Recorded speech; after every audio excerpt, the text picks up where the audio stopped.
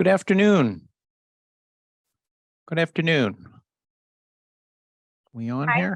Ted. I'm here. Nice to see you. Hi there. Let me just get things kicked off here. Okay. So, good afternoon, everyone. My name is Ted Everett, and I'm a member of CFA Boston's Career Development Committee. Welcome to the webinar. Joining us today for a CFA Society Boston Board member chat is Asha Mehta. Ted, I'm excited to be here. Good. She is founder and CIO of Global Delta Capital. Before we get into our conversation, I want to plug a few other upcoming events. On Tuesday, November 29, is our annual all-day sustainable investing conference at the Boston Park Plaza Hotel. This event brings together thought leaders, practitioners, and asset owners to provide practical advice and share experience-based insights on all things ESG. There are a few spots left, but if you're interested, check out the website and sign up. Then on Tuesday, December 6th at 12 noon is a webinar, Double Your Interview Win Rate by Knowing the Dirty Secrets of Recruiting. This will feature Elliot Garlock from the recruiting firm Stella Talent. He'll be answering questions and explaining how recruiting really works and how hiring decisions really get made across fintech, crypto, and traditional finance. And then finally, on Tuesday, December 13th, also at noon, is a webinar by Mitchell Shames and David Nolan of Harrison Fiduciary Group, who will present on lifetime income options and retirement plans and explore the challenges for ERISA plan fiduciaries.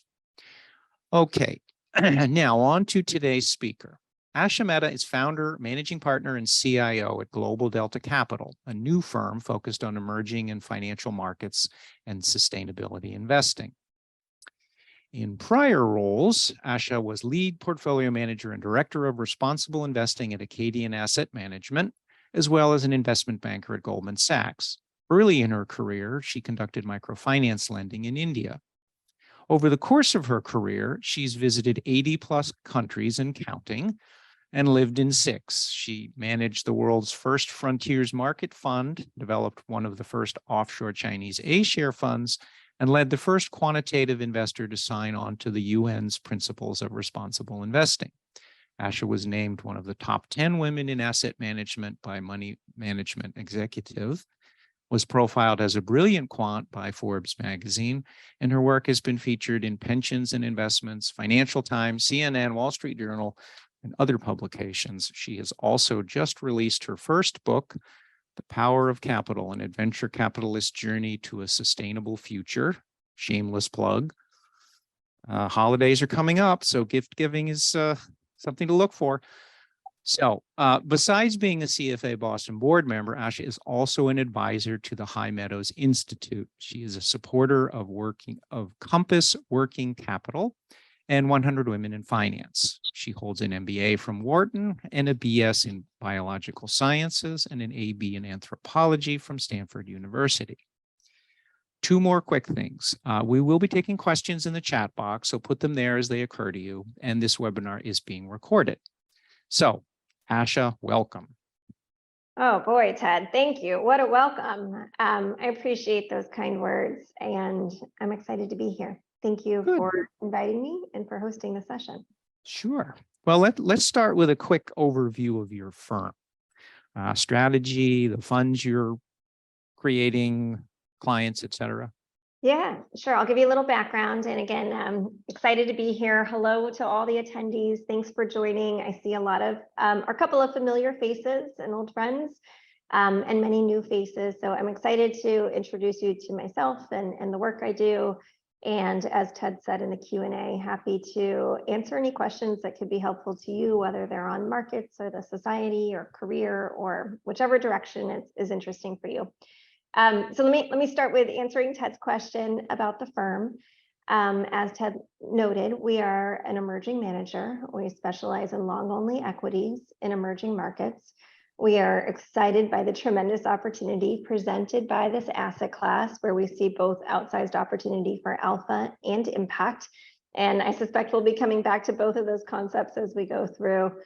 Our underlying philosophy is aligned with the book that Ted shared, Power of Capital, The book and the firm really infused this notion that capital has two functions in society. One is to generate a return, and the second is to build an infrastructure. So we're mindful of that and accordingly adopt sustainable investing practices. And I too encourage attendance at the upcoming Sustainable Investing Conference. We are launching in the first quarter of next year. We're seeking a consortium of anchor capital. So in the Q&A, also happy to talk through the joys and the challenges of entrepreneurship. An important aspect of our strategy is that it's systematic and it's backbone, which we see as really the optimal approach in this inefficient asset class to target mispricings. Our Okay. strategy, yeah, I'll pause. I'm just going to say we can get into some of that. Is there a client base you're targeting? Is it institutional? Are you sub-advising funds, or what's your thought on? Yeah, our team has historically worked with institutional investors, and that's who I anticipate as our lead investors in the fund. Okay. Okay. Maybe you can tell us a little bit about the adventure capitalist journey you've taken, your treks through the investment hinterlands, basically how you got here. Thank you. I love the term adventure capitalist. In full disclosure, I didn't coin it. I understand it's a pretty well-known term at this point. There's even a video game named Adventure Capitalist. But I was really inspired at the start of my career by Jim Rogers, who I was going to say that sounds like something that would describe him. Yeah, I couldn't be more excited. So I've got a copy of the book here as well. And actually I got him right at the top endorsing the book. The original Adventure Capitalist signing on was really a thrill and an honor. But I appreciate you posing the question the way you did. I have an international background, and no doubt that informed how I approached my career and where I see inefficiency. I come from a family of refugees. They come from different parts of the world, but as a child, I was sort of haunted by their histories and entranced by their cultures, and spent a lot of time abroad. I did my undergrad at Stanford, where I fully anticipated I would be a doctor, just like my parents, a very traditional field for refugees. And accordingly, I studied anthropology and biology, as you mentioned in the intro, Ted. It was while I was in college, I worked on a summer project, a rural health project, where I sort of had this epiphany. I was on the ground in India, where my father comes from, and the funding for the project fell through. Started thinking about the role of money in society. And anyways, I looked around me and saw the critical need for infrastructure and infrastructure development. And after that moment, I was hooked. I needed to know more about finance and the role of finance in society. Graduated Stanford in 2000, the height of the dot-com boom. All my friends stayed on the West Coast. I went out to New York. I joined Goldman Sachs Energy and Power Group. Learned a lot about finance and the role of finance in society there, then got my MBA at Wharton. I came to Boston in 2007, and I joined a quant shop at that time, an early investor in emerging markets. And in my time running emerging market strategies for them, I also, as you said before, came to explore this other sort of novel approach of investing around sustainable investing. And a couple of years ago, I sort of saw myself sitting at that junction of emerging markets and the inefficiency and the low levels of development, the role of sustainability and the power of these quantitative tools. So I just felt that that was my moment to walk away and really begin the venture that I introduced you to a few moments ago. Where did the quant come in, or when did the quant come in? If you were sort of on a trajectory for med school, going back to business school doesn't necessarily put you down the quant path. And there's, quant covers a lot of sins. So what sent you down that path? Interesting. It's interesting how you pose the question. I think of tech and the fact that we live in a tech-enabled environment today as one of those themes that intersects across all sectors. Tech is vertically integrated, and that includes in the various fields I've had experience. So as a biology major at Stanford, I was studying genomics and microbiology, and that's where I learned to code. When I was at Wharton, I studied operations management and risk management, and in that context, I came across optimization techniques. But really what got me hooked on using systematic practices in the context of investments was just recognizing the vast potential. Again, it was clear sort of my background or my interest would be in emerging markets. And I was really enthralled by this notion that you could use computerized tools to literally cover every single security across the globe and every market across the globe. And we'll talk about the nuances that are required. But that's a tremendous advantage of a systematic approach to have that breadth of coverage. I was excited by it. That's what led me into quant in the first place. And then actually running strategies, with this approach, I could see the palpable benefits of using a systematic approach. That breadth it's palpable, right? If I want to get into a stock that has a great alpha profile and it's risk mitigating to the portfolio, but the transaction costs are too high or it's hitting the foreign ownership limit, because I can literally cover every security in the universe, I can kick that stock out and put another one in that has the same alpha profile and risk profile. That's a big Right. one for quant. There's more as well, but I'll pause here. Well, that's a good segue, is kind of how would you describe, you've already answered the question partly, but how would you sort of describe your quant strategy? Is it really a turbocharged screening of fundamental factors, or is there some algorithmic secret sauce divining other patterns? Problem with quant, depending how you define it, is it works until it doesn't. The pattern changes and then everything goes sideways. So I'm curious, is it more using technology to effectively screen on fundamentals? Anyway, I'll let you define kind of. Yeah, such provocative statements you're making, Ted. We want to get a good conversation here, right? So fascinating. Well, my view, and we'll talk through some of the inefficiencies in emerging markets in a moment, but the reality is it's a very inefficient asset class. People who invest in the asset class often have heterogeneous objectives. It's a heterogeneous set of investors in terms of retail versus institutional participation, region type investors versus global type investors. And so what it means is there's just vast mispricing. So the way I look at targeting those mispricings is by using fundamental factors. So thinking about what are the fundamental drivers of return and codifying that in a systematic way. I certainly agree with you in your provocative comment that quant works until it doesn't. And that's where I see the role of a researcher or a portfolio manager. It's to identify what are the secular themes that are occurring, what are the new dashboard, sort of criteria that management teams are using to evaluate themselves, and how do we implement those types of insights into a process. I'm a big believer in systematic processes, but I think the human insight is really in defining what are those secular themes that need to be developed and implemented.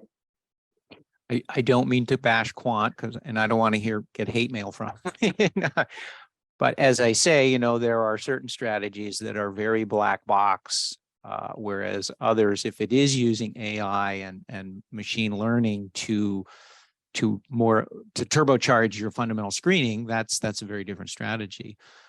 You also have sort of touched on my next question, which is kind of why emerging markets? What's the advantage, the undiscovered value you see there? And it sounds like at its basic, it's the inefficiency of it.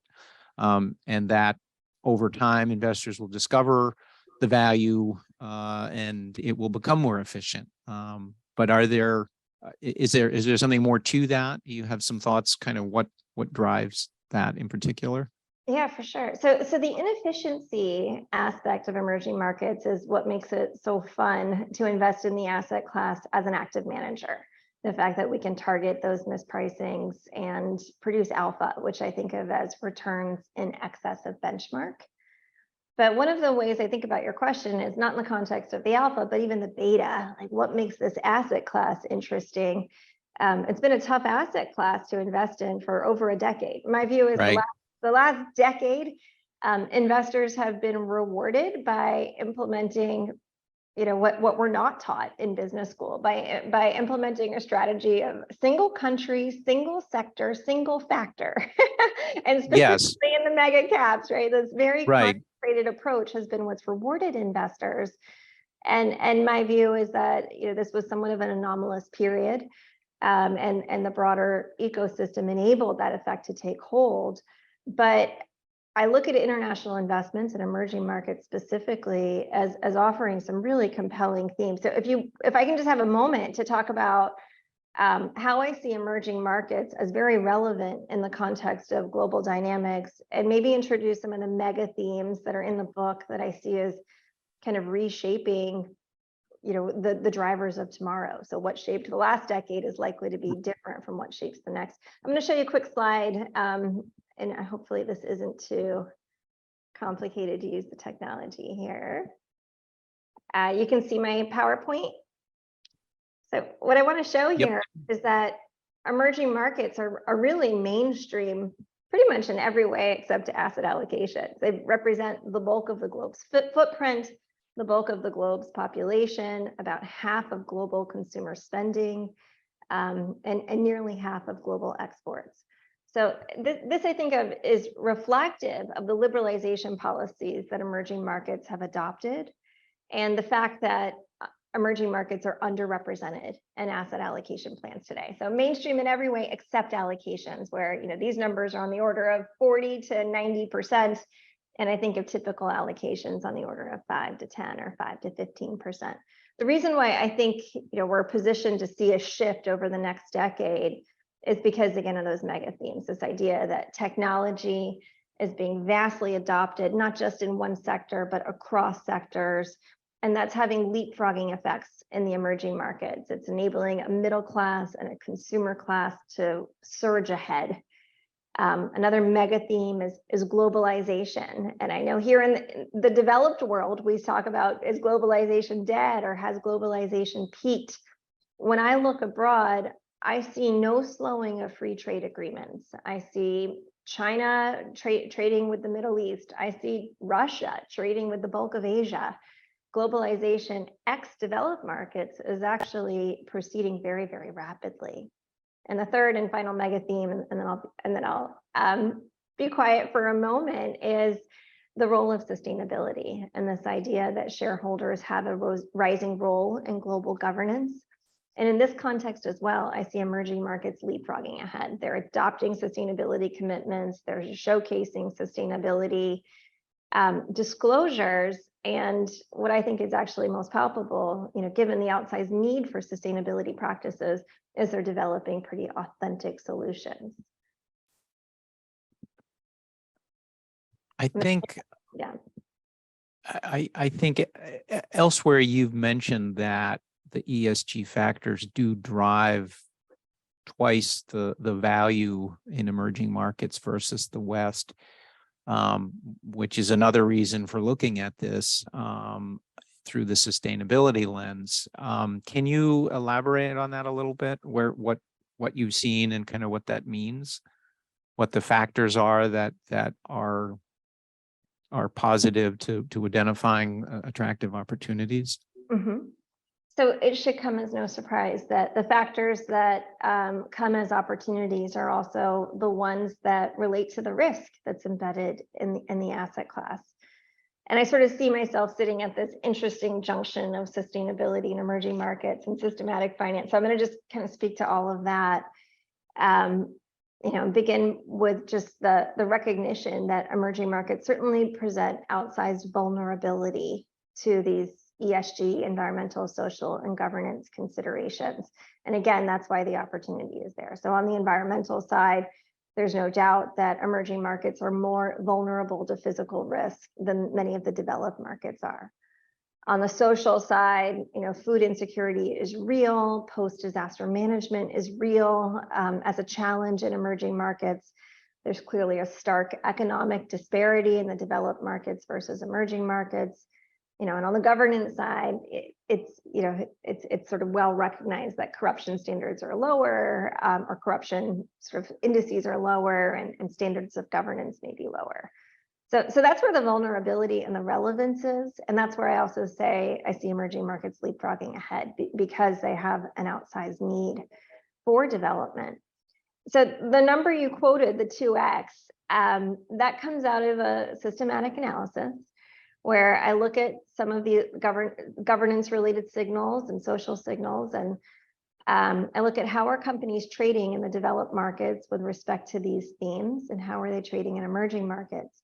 And if I use these as return predictors or ways to separate attractive companies from unattractive companies, what I observe is that these signals matter, and that if you invest on these ESG themes, you can actually make a return. And the returns in the emerging markets are on the order of twice the size of those in developed markets. It makes sense, right? A well-governed company and a poorly governed company, you're going to see more dispersion in emerging markets, and good governance often ties to quality attributes. So it makes sense that higher quality companies, well. So in an environment where there's less oversight, the better managed company will do better, presumably, over time, I guess.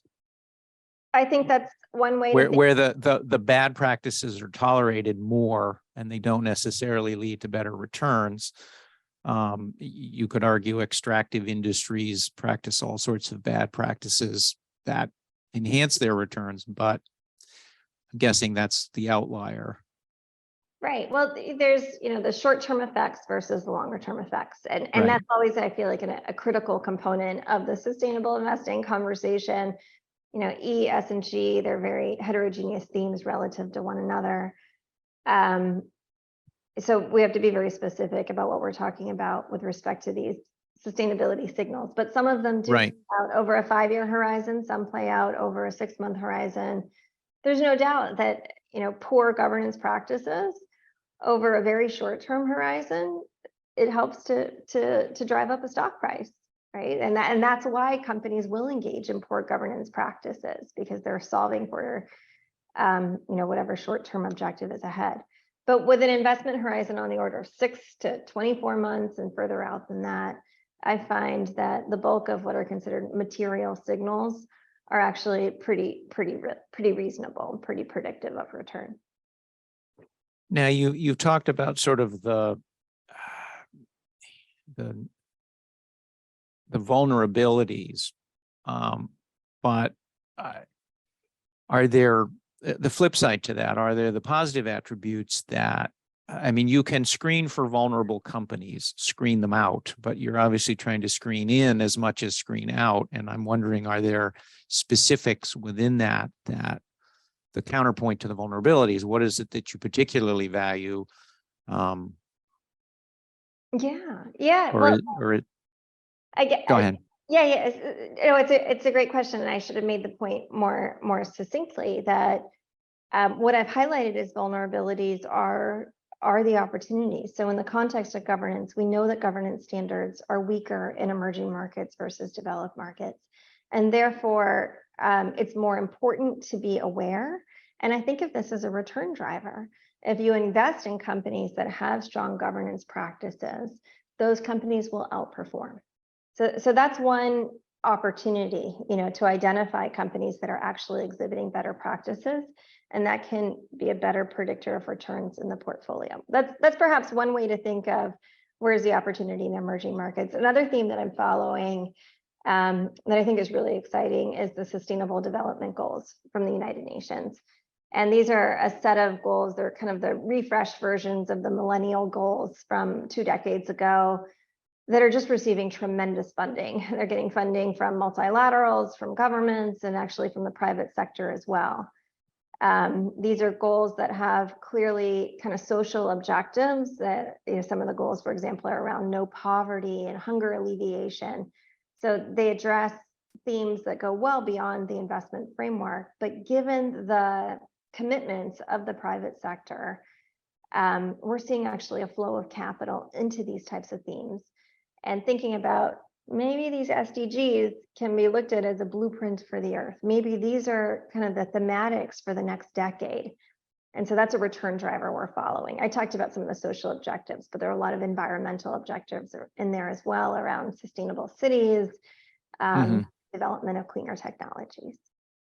Right. So really it's an analog for where FDI might be going, be it a World Bank related or private funding. It's a blueprint, as you say, for where it might go. It's so interesting. I think that's another kind of mega theme, if you will, the fact that the NGOs and the multilaterals and the governments are actually pairing more. There's a whole field of blended finance, and that's kind of a whole separate topic, but really speaks to the alignment, the growing alignment of the private sector with public entities in funding these types of objectives. And the membership, we've all seen the statistics around the growth of ESG investing, the growth of impact investing.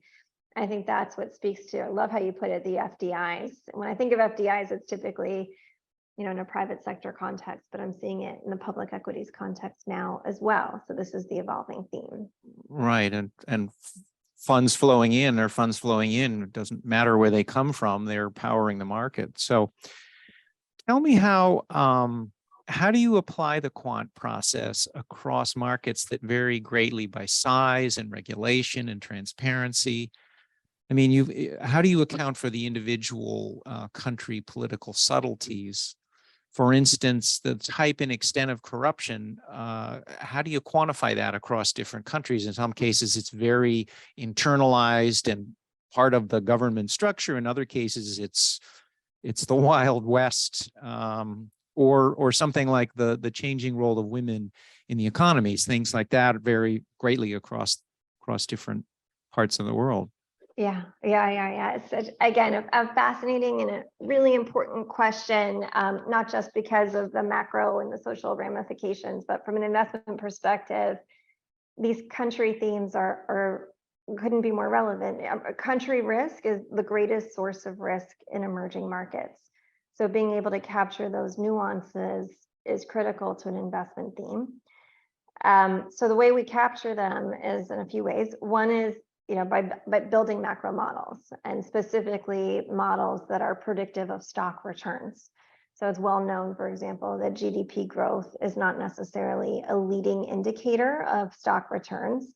If at best, it's sort of a coincident indicator, and in many cases, it's actually a lagging indicator. So we're using signals in our top-down kind of equity allocation model that are predictive of equity market returns.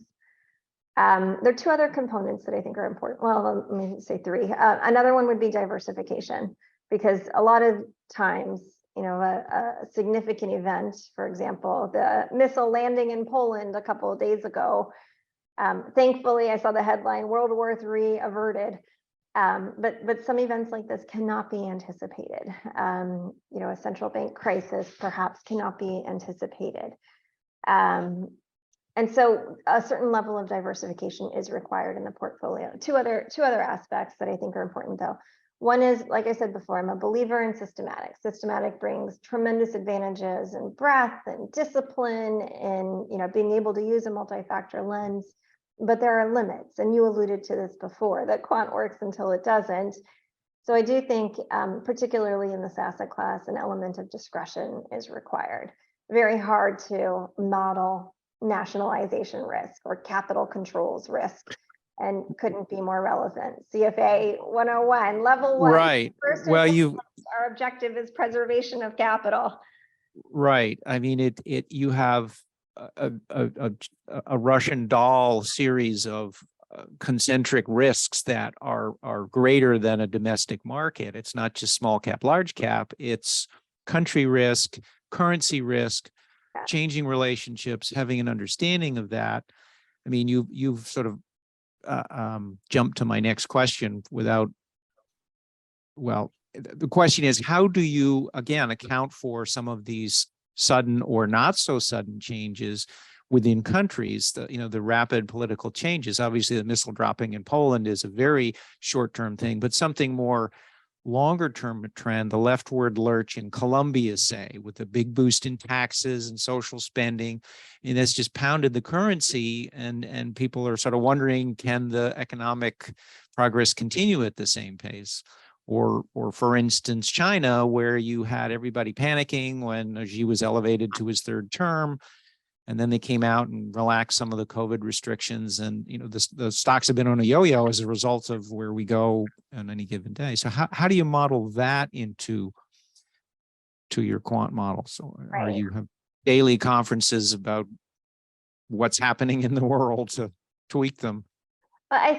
Those are all fascinating transitions that you mentioned.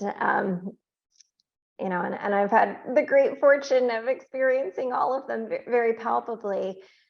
And I think the reality is those particular themes are actually quite long-lived themes.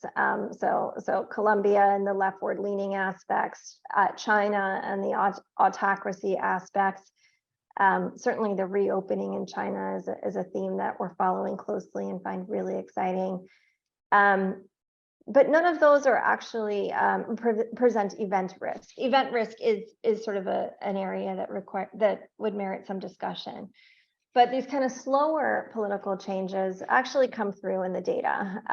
It comes through in both that macro data that I mentioned previously, as well as stock level data, where you can see, you know, that as the tax policy becomes more restrictive for the private sector, you can see that the private sector starts to suffer and the flow through of sales to earnings will start to diminish.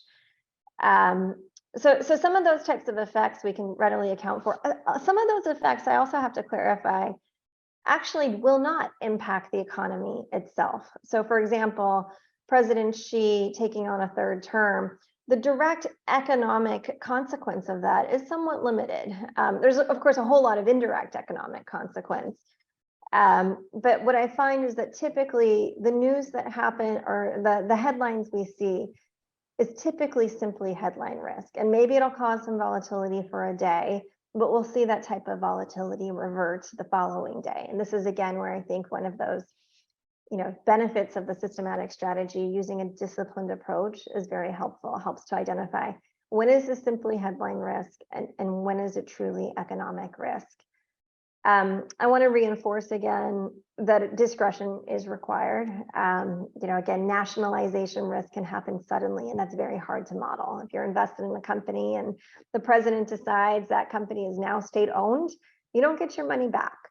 That's very material, couldn't be more material, and very hard to model because there's not a lot of events like that from history. And so that's where I do think, the investment team meetings where we're looking at political dynamics or evolutions are very important. I did want to spend just a moment talking about not only these kind of broader macro effects that come through in the macro modeling, but the fact that they come through to the companies as well. I have another slide here prepared that shows the inefficiency in emerging markets. I know I talked about this at the start, but it speaks to how I view country risk certainly as the greatest source of risk, but nevertheless overestimated, and typically actually doesn't overwhelm the vast opportunity to generate returns, benchmark relative returns through stock selection. What I'm showing on this slide here is 3 different periods, 2007 to 2012, going from the bottom up, 2012 to 2017, 2017 to 2022. And you can see returns to very traditional quant factors. These come from Ken French's website. And you can see the returns to, not particularly proprietary signals, book to price, size, are very strong. They can be on the order of twice the size of the returns that are accessible in the developed markets. And again, a lot of the news that comes through as political risk or economic risk is absorbed by the private sector. And that's what we're looking to track as investors. We're not looking for macro signals. We're not looking for political news. We're looking for the news that's going to impact the companies we're invested in. So the majority of the time you get that from the company level data, and the company level data can produce returns like this. And that's sort of the summary for why I find emerging markets investing to be so compelling. How do you manage the allocation question across countries? And again, you probably take into account some aspect of currency risk too, but how do you model the right proportion to have in what sector, what country? Because that's a whole nother layer on top of just US market, large, small cap, growth, value. It's Yeah, so there are a few things we look at. First and foremost, we're looking at, where's the inefficiency from the stock side? Back to this chart again, that where we see outsized opportunity for stock level investing, that's where we'll have the most conviction, largely because as quantitative investors, that's where we can see the most significance. As a stock level investor, we have 40,000 stocks we can model. As a macro investor, we only have 40 countries we can model, or maybe up to 50. I haven't done the count recently. So we will let the stock level insights inform us to a significant degree. We do have macro level modeling as well. So again, FX, certainly Ted, is a very predictive and powerful factor. Perhaps somewhat unintuitive, but the way we look at FX is, if a country's FX is depreciating, we actually see that as a positive sign. So high inflation, depreciating currency, that's a good thing because it means the exports are becoming more attractive. And so it's a leading signal of when a country is likely to be rewarded with FDIs. And then we're looking at risks as well. So those risks will come through in the macro modeling and in the discretionary aspects.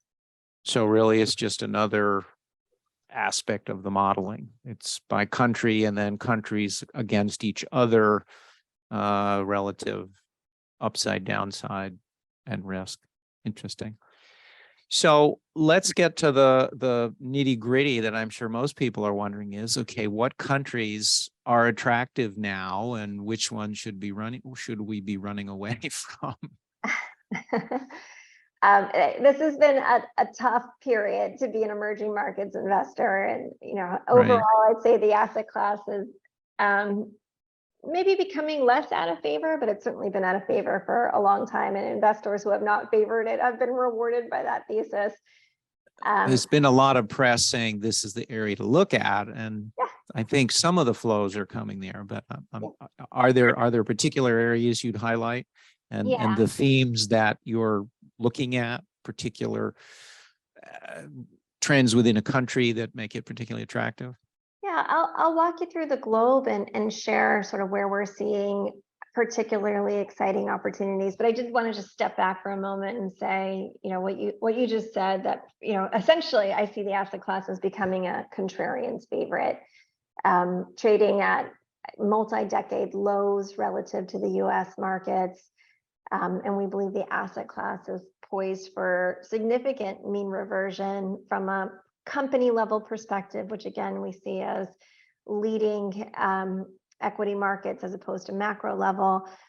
Companies in emerging markets actually show less leverage than they do in the developed markets and more pronounced growth, again, at the corporate level and happens to be at the macro level as well than in the developed markets. So as investors are facing an inflationary environment here in the US that effectively hasn't been seen in a generation, and they're thinking, where do I get growth from now? I think that's what's driving some of the headlines around, well, maybe this is the time to look at EM. So let me get to your question. What's in EM that's interesting? Latin America has actually done pretty well year to date. Some of that has been driven by the commodity cycle. We favor the consumer sector in Latin America.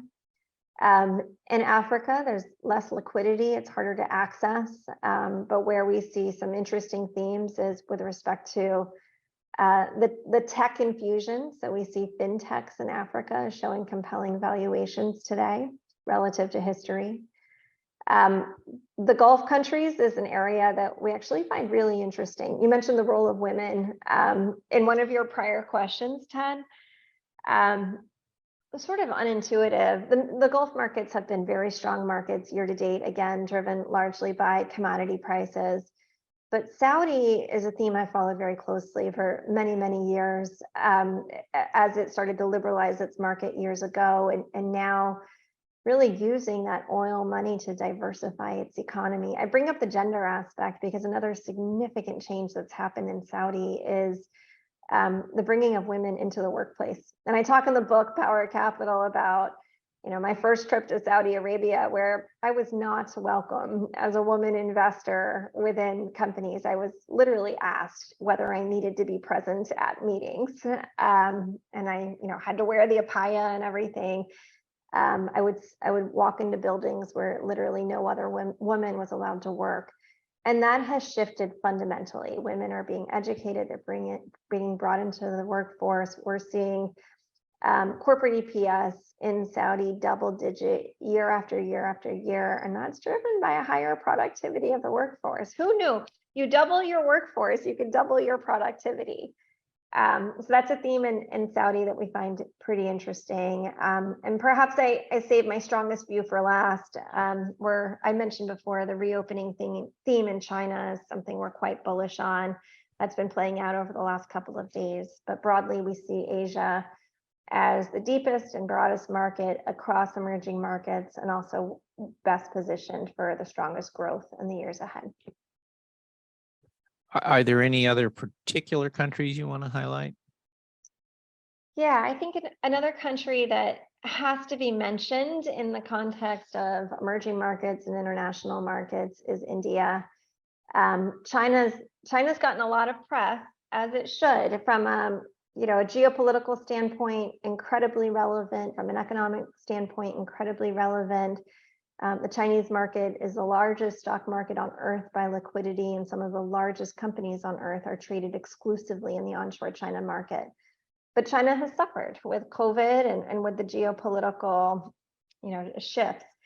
And it surprises me often that India doesn't come up as often as perhaps it could as an alternative to China.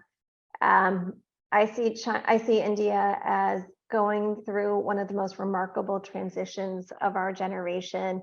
It has the largest and most vibrant democracy on earth. Sometimes that's a good thing. Sometimes that speaks to change coming slow from India. But after a couple decades of liberalization, we see the country on the brink of massive economic growth, positioned to be the third largest economy following the US and China, $5 trillion by next year. I think they've now surpassed China in population with the 8 billion we are now touting the world as. I think they've surpassed them, or certainly they will, with the aging issue in China that they're not seeing in India. It's so when I find this development theme in India so interesting, because China has gone through its development cycle. China has brought a 500 million people out of poverty. Young people in China today have never known a life of poverty. And you compare that to India, where there's really still a lot of palpable poverty. And you look at the large, sort of the high level socioeconomic measures like literacy. And India is clearly lagging China. But if you dig a little deeper, and this speaks to your point around the growth of the population, I was so surprised to see it. Literacy rates among the youth in India are remarkably high. And that speaks to a multi-generational investment in education within the country. And so I see India as really executing those mega themes I talked about before: the infusion of technology, the infusion of education, this growing middle class, consumer class that's coming up fast. And by the way, India doesn't have the same sort of geopolitical risk that China does, given that it's a pretty powerful and steadfast ally of the US. So I think it's one of those countries that really needs to come into the conversation on international investing more, as China has over the last several years. I think it's probably a good model for what emerging markets offer. Just a ballooning middle class, young population, growing, willing to adopt technology, to leapfrog to first world standards in places where they aren't, where fintech really or tech across the board really accelerates that trend. And what's interesting is that India has done it really the same way all the other countries have. I mentioned Saudi before, via economic liberalization. That's what makes these countries effectively emerging markets, in my opinion, today, as opposed to developed markets. The fact that they are really later in the opening of their markets, the liberalization of their markets. But as countries have opened up over the last couple of decades, that's enabled them to participate in global flows. And with access to the global capital that they have access to today, they are rising up very, very quickly. I look to the future and think, this whole framework around developed markets and emerging markets may fundamentally shift in the period of a decade. I heard pre-COVID, investors would talk a lot about maybe down the line it's US, China, and everything else. Post-COVID, I don't know, maybe it's US, China, India, and everything else. But as the emerging markets emerge, I think this notion around an emerging markets classification itself may become outdated. Give MSCI something to work on, come up with new new categories and indices. Yeah. Well, we're coming up on the hour. I want to leave time for questions. So if folks have any, please drop them in the chat box. Otherwise, we'll continue our conversation here with some questions that I still have.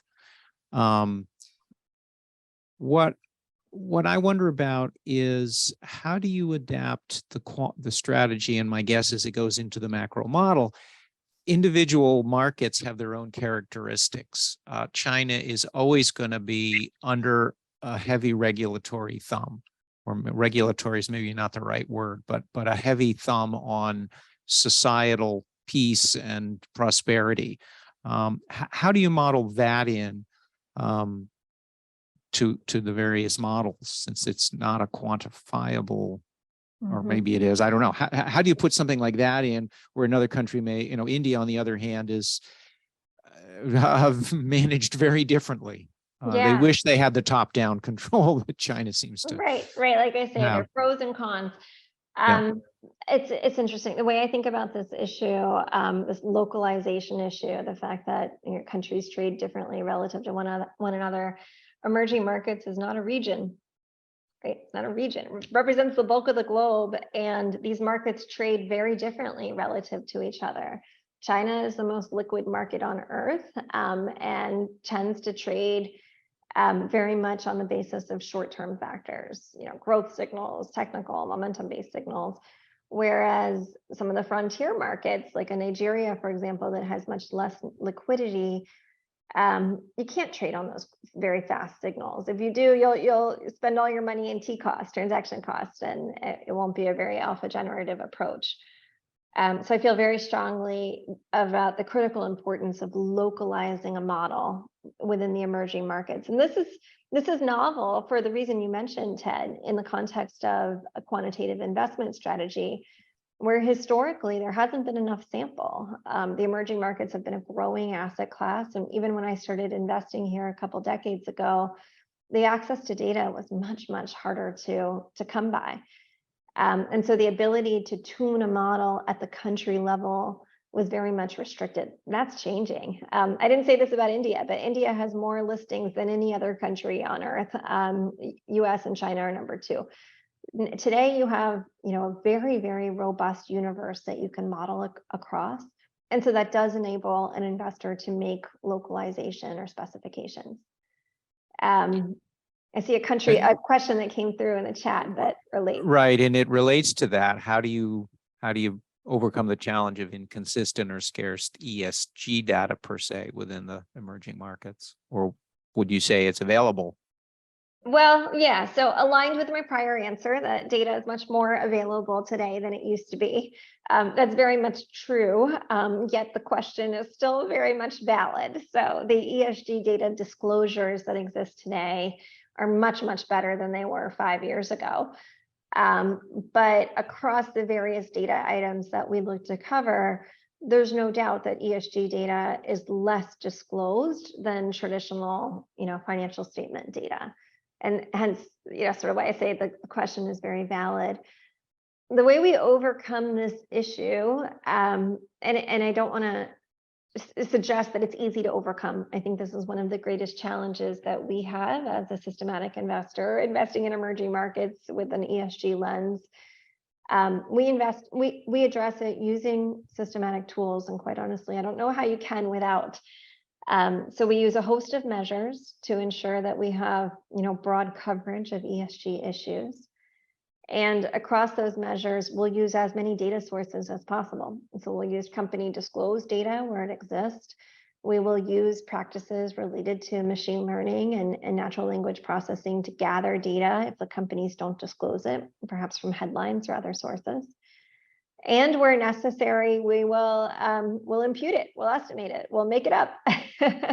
And we'll use sort of what we think of to be reasonable approaches to define, for example, a company's likelihood of emitting carbon emissions and what their likely emissions are. And we can use that type of data within the investment process. So there are a number of ways. Yeah, go ahead. I was going to say, do you use third-party data? That's certainly a growth industry, is creating stats and measures that give investors tools to figure this out themselves. Yeah, we do use third-party data. And I think there are a couple kind of schools of thought around the usage of third-party data. One school of thought being that, a systematic investor's role should be to access unique data sets, to generate novel data, and to use that kind of proprietary data as a signal. I hear it come up in the context of an arms race, that, quant is an arms race, and those who have access to the data are the ones who are going to outperform.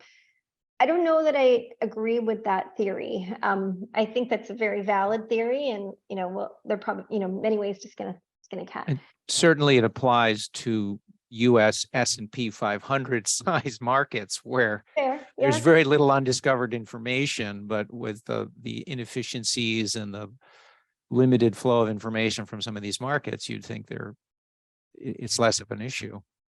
I think, well, that's absolutely true. And I showed that in the chart I showed before, that just the basic Baum-Macbeth factors are quite predictive of returns. But even in the context of, novel data sets or alternative alpha, whatever the term is today, boy, my view is that, as you said, Ted, this growth industry around new data, it's exploding. And the type of talent they're attracting is very good. The types of tools they're utilizing is very impressive. My view is the nature of the industry may very well be shifting, where these third parties have very valuable data sets. And my view is the role of the asset manager then is to use that data to predict returns. That I think of it in the context of playing a piano. We all get access to the same set of keys, but we can make very different music out of it. So how will we utilize that data to inform our investment processes? How will we integrate it? What are the correlations with existing factors? Does it align with our holding period? What's the insight on how these raw data items will predict returns? My view is that's where the alpha is, that's where the edge is, and that's where a manager should be allocating their time. And I would guess even if some of that, even if it's an arms race, there is still such a big bucket of opportunity because of the inefficiencies in emerging markets that everybody gets a piece of the pie, even if you're fighting for slices or whatever the right metaphor is. We have another question here, very specific. What do you think about countries like Pakistan, where equities are super cheap and the sovereign risks are super high, and sovereign bonds offer very high yields? Obviously, what? Yeah. Well, I was going to say something on your last question. It actually makes more sense here.